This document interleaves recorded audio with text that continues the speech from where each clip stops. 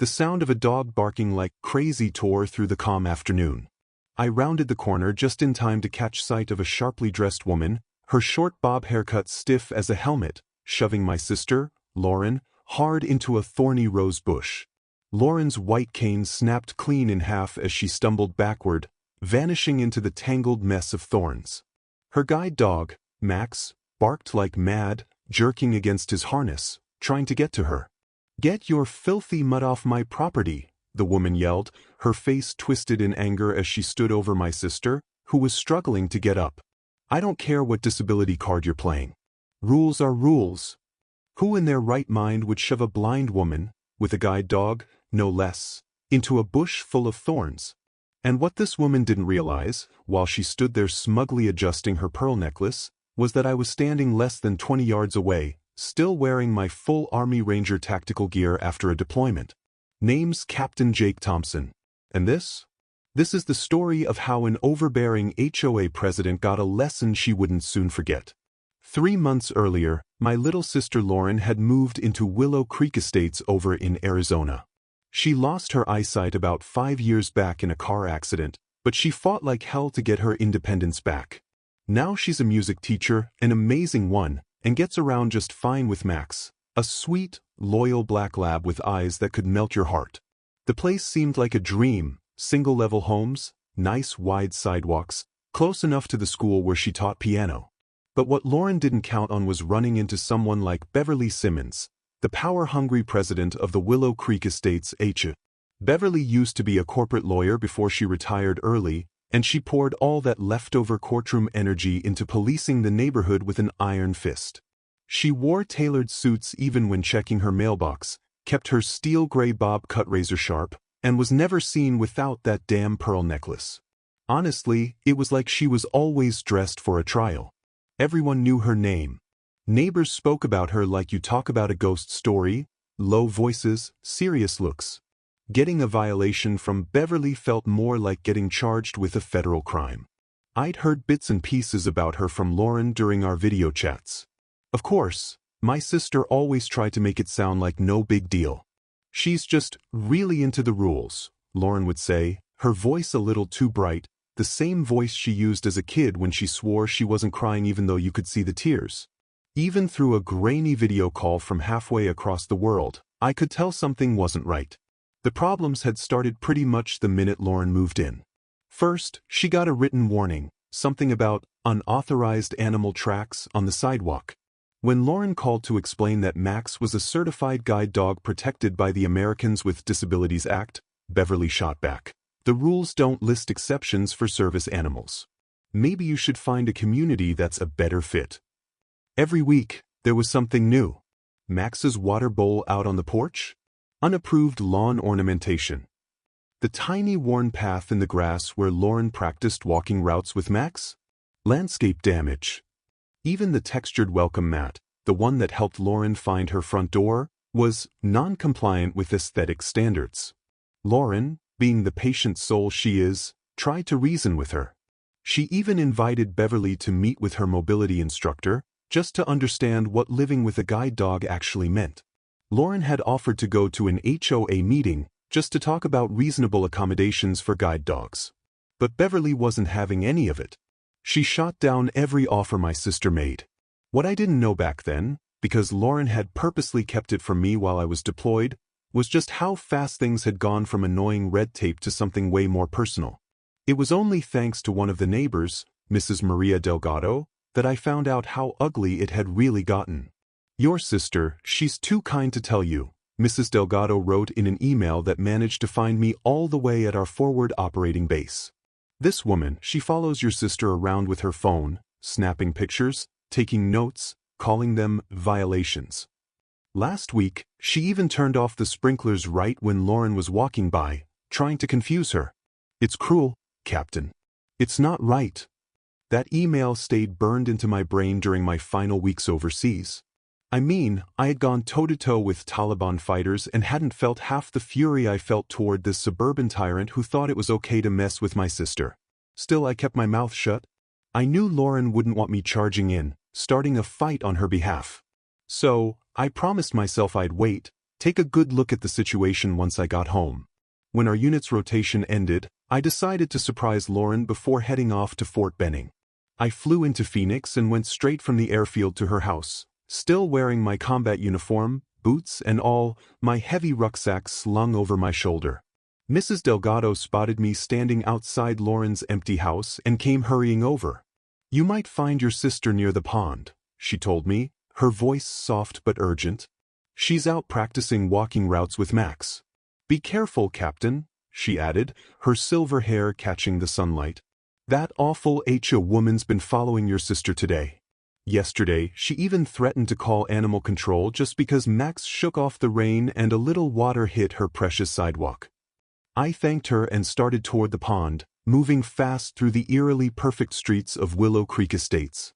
Everything looked the same: the beige houses, the gravel yards with a few sad cacti, even the mailboxes lined up like soldiers.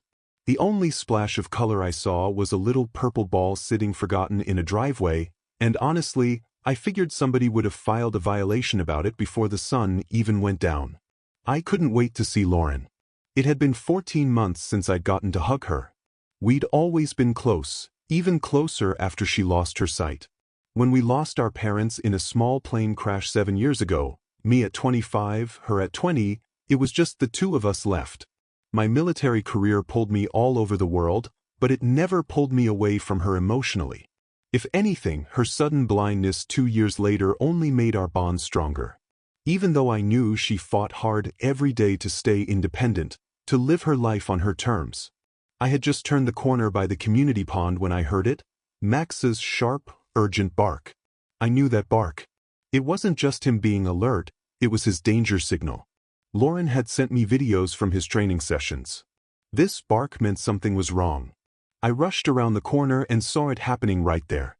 Beverly stood on the edge of her perfect lawn, jabbing a finger at Max, who was standing still and alert right at the corner, just like he was trained to do.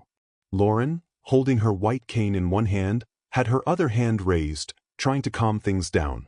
"The dog's supposed to stop at every intersection," I heard Lauren say, her voice steady even though Beverly was glaring at her like she was some kind of criminal. "We're not even on your property, ma'am. Don't you come to me." Beverly barked back, her voice sharp enough to cut glass. "That animal's been leaving tracks all over my corner lawn for weeks. I have the security footage to prove it," Beverly snapped. She was exactly, no, worse than what Mrs. Delgado had warned me about. Her steel gray hair was chopped into a sharp, expensive bob that framed a face stuck in permanent disapproval. Even with the Arizona heat beating down, she wore a fitted navy blue suit that screamed high-powered corporate. Around her neck was the same pearl necklace, which she kept touching, like it somehow confirmed her importance. And in her perfectly manicured hand, a smartphone, locked and loaded, no doubt catching every second for some ridiculous violation report. Lauren stayed calm. "Max is trained to stay on the sidewalk," she said, her voice even. "If we accidentally crossed onto your lawn, I'm sorry. But I don't want your apologies." Beverly cut her off, stepping closer, way too close. "I want compliance."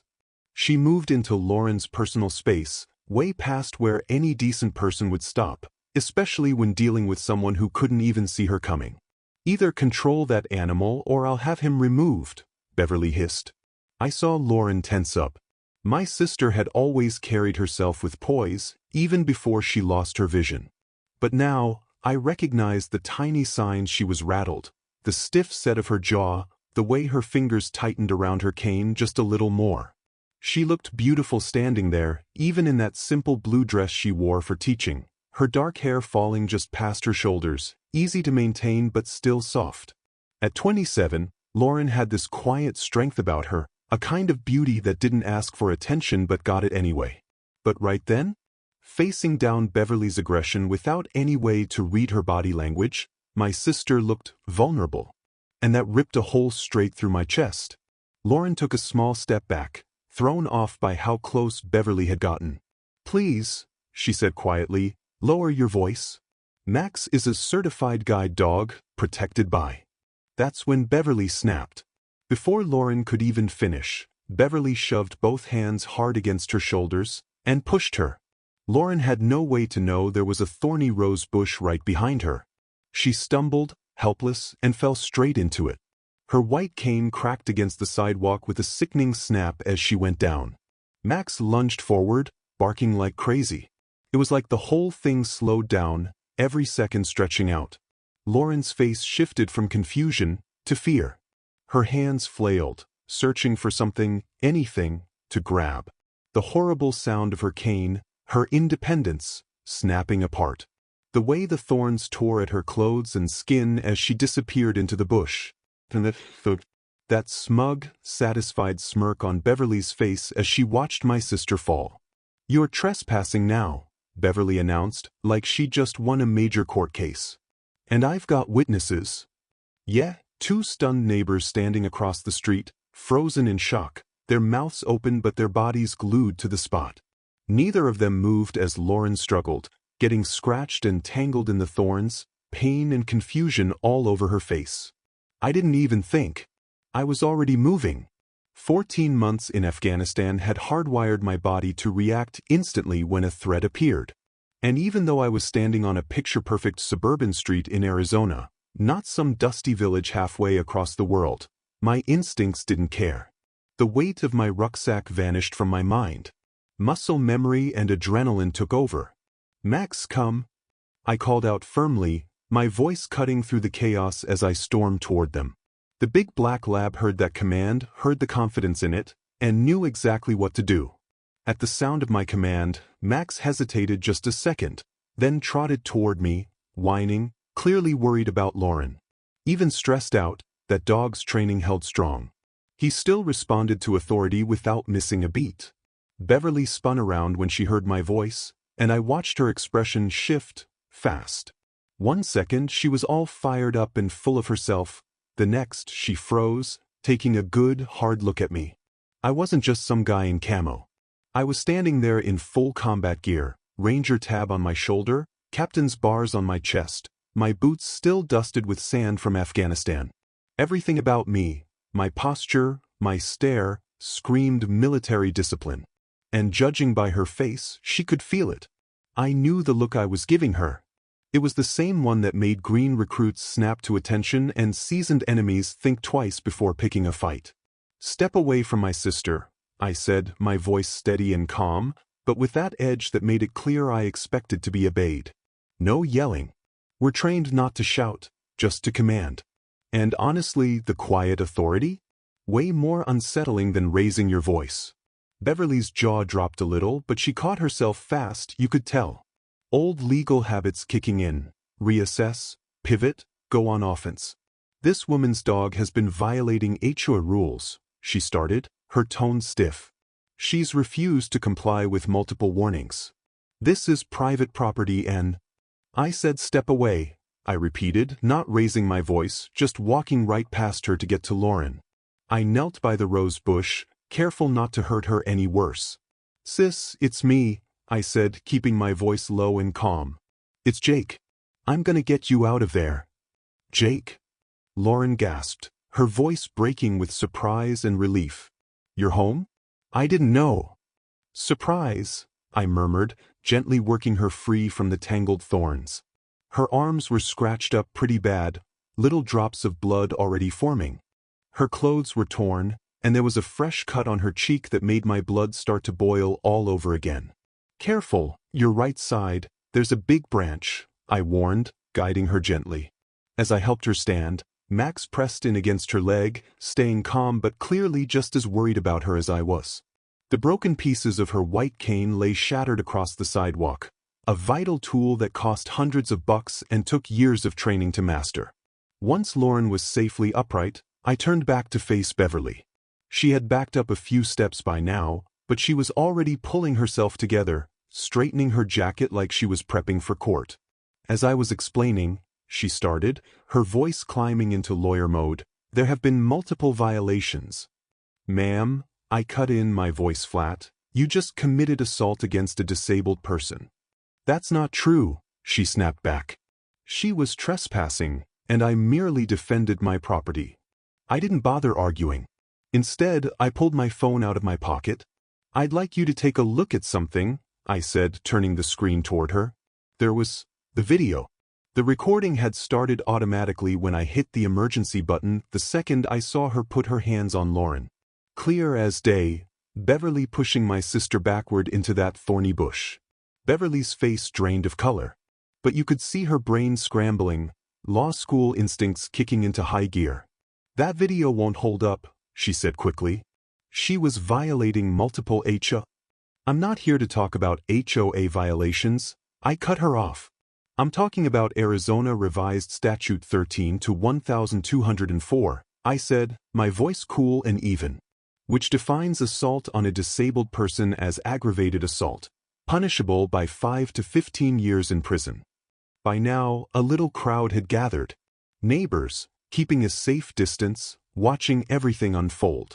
One woman was filming the whole thing with her phone. Another neighbor already had his hand to his ear, talking fast, probably to the cops. I spotted Mr. Calvin Finley, the retired judge who lived 3 doors down from Lauren, making his way over, walking with serious purpose.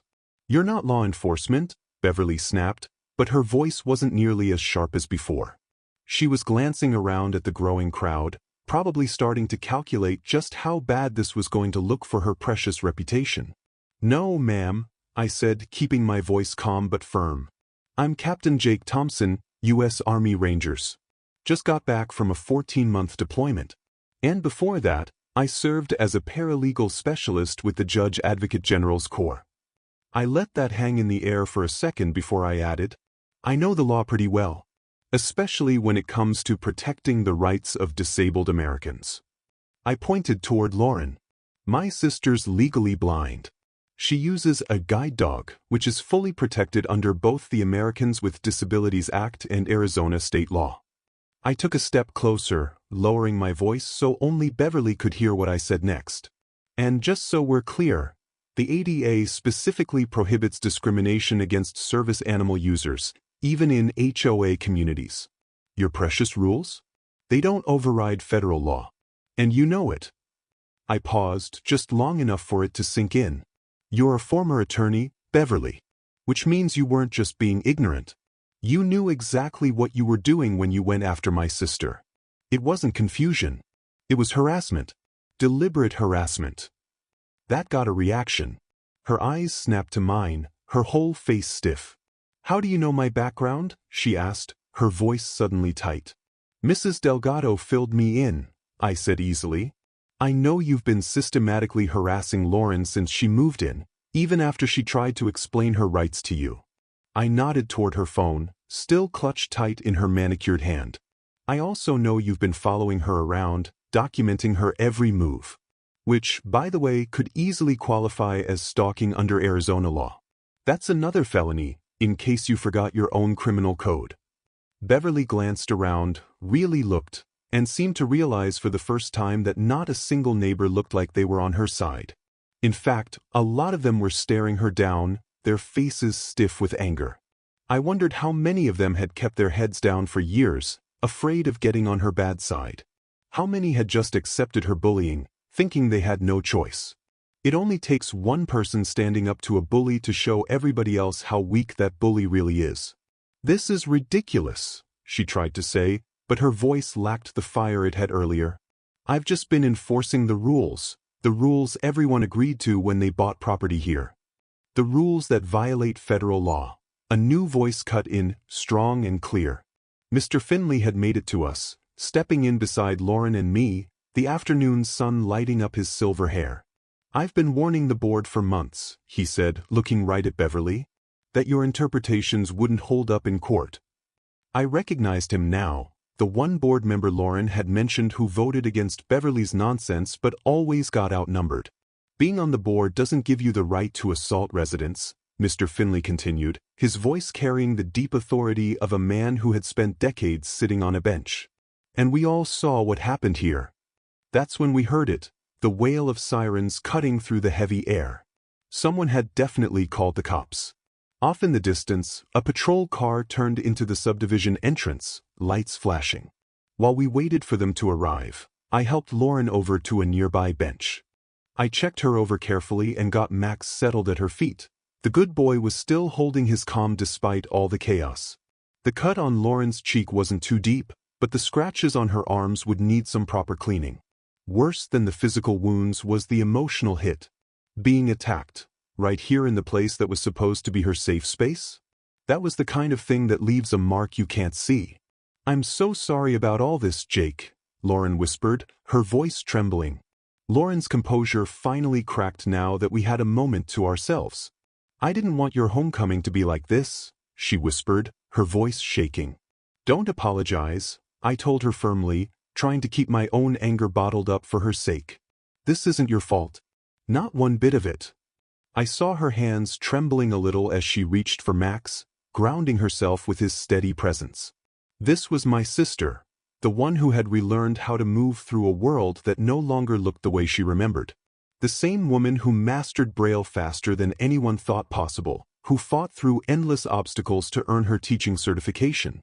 Seeing her shaken like this, it lit a fire inside me, the same cold, focused rage I used to feel walking into firefights. The police showed up within minutes. 2 officers jumped into action, assessing the situation like pros. Officer Rodriguez, a sharp-eyed, compact woman, took charge right away. Her partner, Officer Bennett, moved off to manage the growing crowd of neighbors. "Can you tell me what happened here?" Rodriguez asked, flipping open her notebook. I nodded toward Lauren, letting her speak first. I knew how important it was for her to have her voice heard, to tell her own story. Lauren recounted everything calmly, her words crisp and steady, the way only a good teacher could explain something awful without letting emotion take over. She described how Beverly's hostility kept building, and how it ended with her being shoved backward. "I couldn't see the bush behind me," Lauren explained. "When she pushed me, I had no way to brace myself or stop the fall." Once she finished, I added my part. I showed Rodriguez the video I'd recorded, the whole ugly scene. The officer kept her face neutral, but I saw her posture stiffen slightly as she watched the footage. "Does anyone else have video of the incident?" she asked, turning to the neighbors who had gathered around. 3 hands shot up. Mrs. Chun from across the street had caught the whole thing on her doorbell camera. Mr. Wade had been out walking his dog and recorded it on his phone. And Mrs. Delgado, bless her, had followed me to the scene and filmed Beverly's smug little speech after the shove. Rodriguez reviewed all the clips quickly, her face hardening. Then she turned her attention to Beverly, who had been trying and failing to spin some innocent-sounding version of events to Officer Bennett. "Ma'am," Rodriguez said, her voice firm but even, "I need to ask you some questions about what happened here." Beverly tried to keep up her act, standing straight, speaking with that fake authority. "As I explained to your partner," she said, "this woman's guide dog has been causing damage, tracking mud onto sidewalks, ruining landscaping. When I tried to address these issues, she got confrontational." Rodriguez didn't blink. "The videos show something very different, ma'am," she said flatly. "Were you aware that Ms. Thompson is legally blind?" Beverly gave a dismissive wave. "She claims to be," she said, her tone dripping with contempt. "But she seems to get around just fine when it suits her." There was a loud, collective intake of breath from the neighbors. Even Officer Bennett's eyebrows shot up at how heartless that sounded. "Ma'am," Rodriguez said, stepping forward, her tone cool and professional. "Please place your hands behind your back." Beverly's eyes widened in disbelief. "You're under arrest for aggravated assault against a person with a disability," Rodriguez added. "This is outrageous. I'm the president of the HOA." Beverly barked, struggling as the cuffs clicked around her wrists. "HOA rules," Rodriguez said calmly, "don't give you the right to assault anyone. You have the right to remain silent," she continued, reading Beverly her rights as she led her toward the patrol car. "Anything you say can and will be used against you in a court of law. You have the right to an attorney." Beverly fought the cuffs, still shouting about the rules, but nobody was listening anymore. The entire neighborhood seemed to collectively let out a breath it had been holding. Several residents approached Lauren, offering help in various ways. Mrs. Delgado appeared quickly, carrying a first aid kit, while Mr. Finley announced that an emergency HOA board meeting would be held that evening. Mrs. Chen brought over a folding chair so Lauren could sit more comfortably as we waited for the paramedics Officer Bennett had called. "I've had my share of run-ins with her," Mrs. Chen said, carefully cleaning the scratches along Lauren's arms.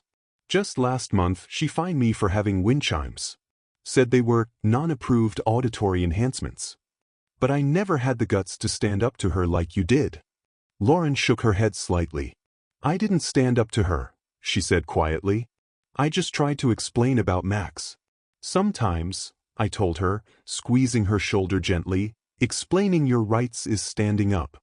"You did nothing wrong," I added firmly. When the paramedics arrived, they conducted a thorough evaluation. Though Lauren had multiple scratches, none were deep enough to require stitches. They cleaned and bandaged the worst of the wounds, including the small but concerning cut on her cheek, and checked her for signs of shock. "You should rest for the rest of the day," the lead paramedic advised, "and keep an eye on those scratches for any signs of infection." I thanked them, then helped Lauren carefully to her feet. Without her cane, she needed to use a sighted guide technique, something we had both practiced. I offered her my arm, which she accepted easily, and Max instinctively took his place beside her. As we were preparing to leave, Officer Rodriguez called out to me. "Mr. Thompson," she said, "we'll need both of you to come down to the station tomorrow to give formal statements. We'll also need the video you recorded for evidence." I assured her we would fully cooperate with the investigation. As we walked back toward Lauren's house, I noticed several neighbors forming a loose, protective cluster around us. It seemed they were trying to atone for their earlier hesitation by making their support visible now. What followed over the next few days unfolded with remarkable speed. The video footage, both my recording and those captured by the neighbors, spread quickly throughout the Willow Creek community and, soon after, reached local media outlets. The narrative of a returning Army Ranger defending his blind sister from an abusive HOA president proved irresistible to reporters. Beverly Simmons was released on bail the next day, but the damage to her reputation was irreversible. The emergency HOA board meeting that evening resulted in her immediate removal from her position, with Mr. Finley stepping in as interim president. A formal apology was issued to Lauren, accompanied by assurances that her accommodation needs would now be fully respected and appropriately addressed. "We've been letting this go on for far too long," Mr. Finley admitted when he delivered the apology personally. "Many of us knew her interpretations of the rules were excessive, but no one wanted to challenge her. It shouldn't have taken something like this to finally force change." The community's response afterward was overwhelmingly supportive. When word spread about Lauren's broken mobility cane, neighbors organized a fundraiser that not only replaced it but also provided her with an upgraded model equipped with GPS capabilities. Additionally, the local Guide Dog Association held an educational seminar at the community center to teach residents about service animal protocols, an event that was impressively well attended. On the legal front, Beverly faced serious consequences. The county prosecutor, whose personal experience with disability rights was informed by his daughter's cerebral palsy diagnosis, pursued the aggravated assault charges with notable vigor. Given the multiple video recordings documenting the incident from several angles, Beverly's legal maneuverability was severely limited. She was reportedly attempting to argue that she had felt threatened by Max, though the evidence overwhelmingly contradicted that claim. The prosecutor gave us a case update later on. He said Beverly was trying to claim she felt threatened by Max. But the video footage made it crystal clear. Max had been calm, controlled, and doing exactly what he was trained to do. Plus, Arizona law specifically protects service animals. In the end, Beverly took a plea deal. It included community service at a rehabilitation center for the visually impaired, a hefty financial settlement for Lauren, and a restraining order that kept her far away from both Lauren and Max. The judge, clearly unimpressed with her excuses, added another requirement. She had to complete an ADA compliance course for property managers. "Maybe next time," the judge said during sentencing, "you'll think twice about which federal laws you decide to ignore." Within a few weeks, Beverly packed up, put her house on the market, and moved out. Rumor had it she relocated to a condo, one without an HOA. Fitting, really, for someone who spent years weaponizing HOA rules against the very people she was supposed to protect. As for Lauren, she not only stayed at Willow Creek Estates, she thrived there. Under Mr. Finley's leadership, the HOA made major changes. They rewrote the community rules to clearly accommodate service animals and residents with disabilities. Lauren was even invited to join a brand new accessibility committee, helping review every policy to make sure it matched ADA standards. It's like night and day, Lauren told me during one of our video calls after I'd returned to base. Now, when Max and I go for walks, people stop to chat. Mrs. Chen even asked me to teach her daughter piano lessons. And Mr. Wade? He wants me to help judge the community talent show, since, I've got a pretty good ear for music. Before I left, I spent 2 solid weeks with her. During that time, we helped set up a neighborhood watch program, one focused on supporting vulnerable residents. A bunch of veterans volunteered to help out, forming an unofficial network of support for elderly and disabled neighbors. We're calling it Operation Good Neighbor, Mrs. Delgado said proudly at the first meeting. Because that's what communities should do, look out for each other. On my last night before heading back to base, Lauren and I sat on her back patio.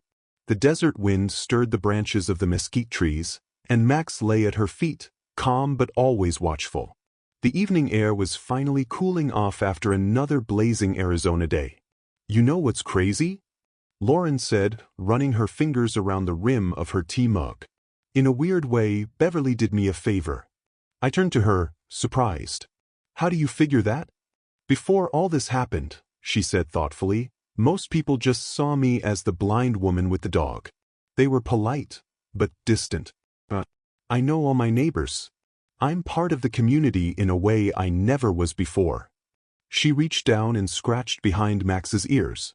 Sometimes, it takes something ugly to make something beautiful. I sat there thinking about that, about how, in combat, the worst situations often revealed the best parts of people. How bonds formed under pressure were stronger than the ones made in easier times. You always were the philosopher in the family, I said with a smile she couldn't see, but could definitely hear in my voice. And you were always the protector, she replied, reaching out and finding my hand. Some things never change, I said, squeezing her fingers gently. And some things shouldn't, she agreed, as we watched the sunset paint the sky with deep oranges and soft purples. But some things, I added, chuckling, like power-tripping HOA presidents? Yeah, those should definitely change. Lauren laughed. A real laugh, lighter than anything I'd heard since I got back. To positive change, she said, lifting her mug in a toast. To positive change, I echoed. And to always having each other's backs. The next day, flying back to my duty station, I had time to think about everything that had happened. An entitled woman had seen my sister's disability as a weakness she could exploit. What she didn't realize was that behind that perceived weakness stood a whole wall of strength.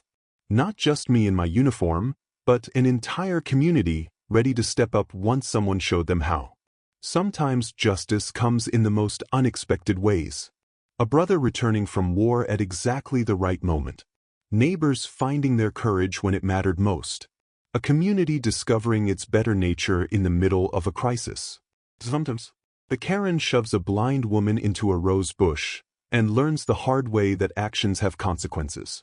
Especially when it's all caught on camera, and the blind woman's brother just happens to be an Army Ranger with a deep understanding of disability rights.